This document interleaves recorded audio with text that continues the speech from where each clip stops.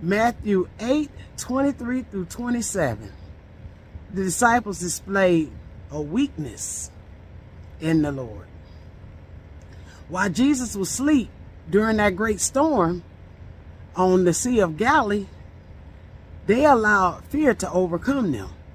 Yes, they did, because of that wind, the high wind, and the waves was pouring to and from every side of that boat. They woke Jesus up saying, "Save us, Lord.